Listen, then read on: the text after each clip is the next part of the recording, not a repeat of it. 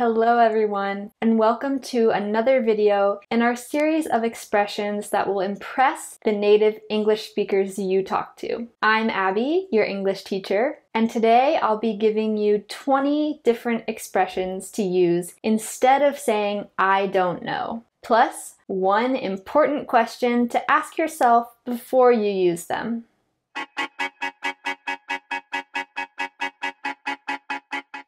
First things first, have you already subscribed to our YouTube channel and turned on your notifications? You don't know? Well, pause this video and go check. You won't want to miss out on any of our tips and hacks for language learning. Alright, let's get started. First, I want to give you some neutral expressions that you can use anytime you don't have the answer to a question someone asks you. That's a good question. Great question. These are nice because they're pretty subtle ways to say that you don't know. Plus, they flatter the person who asked the question. You can also say, I'm not sure. I can't remember. I don't have the slightest idea. This one is mostly used in the US, whereas I haven't the faintest or the foggiest idea is used more often in the UK.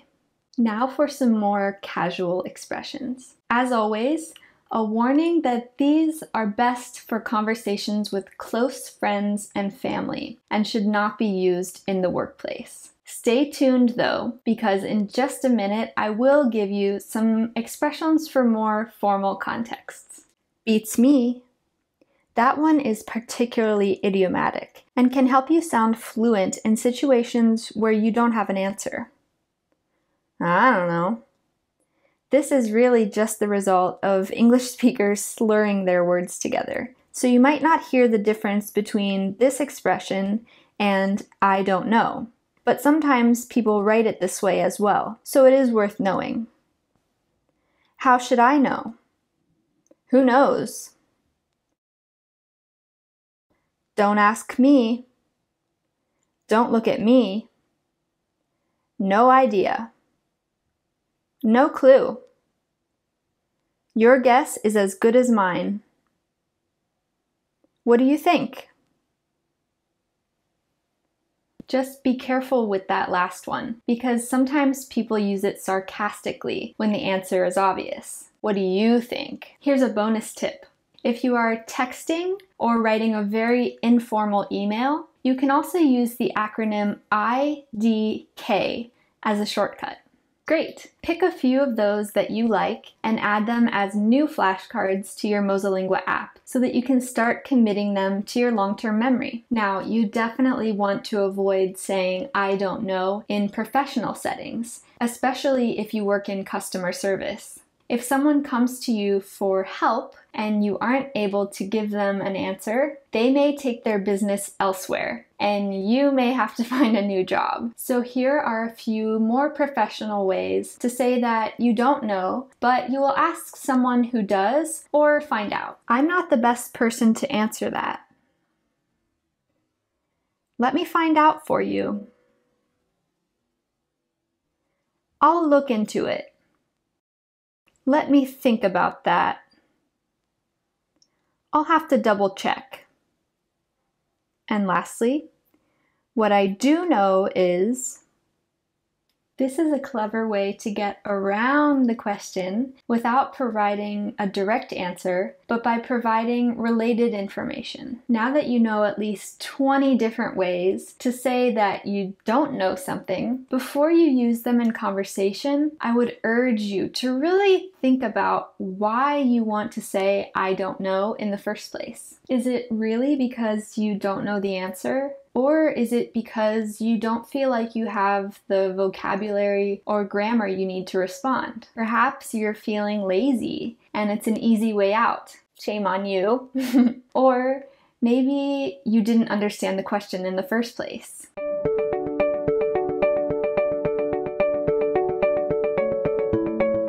If it's the first case and you truly don't know, go ahead and test out your favorites from that list of expressions that I just gave you.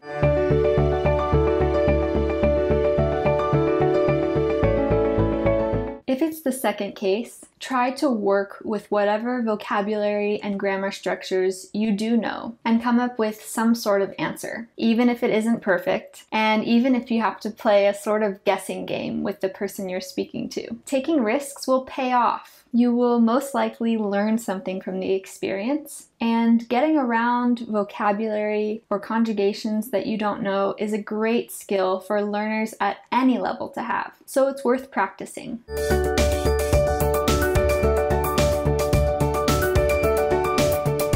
If it's the third case and you're just being lazy, this may be a sign that learning a language is becoming a chore, something that you don't enjoy anymore. So find a way to get your motivation and interest back. That might mean taking a break from speaking and working on a different skill, like listening with your favorite podcast or TV show, for example. It might also mean setting a new goal. I recorded a video a while ago about what to do if you've lost all motivation to learn languages. That's a good place to start if you're feeling bored or discouraged, because I talk about these and other strategies to help you get unstuck.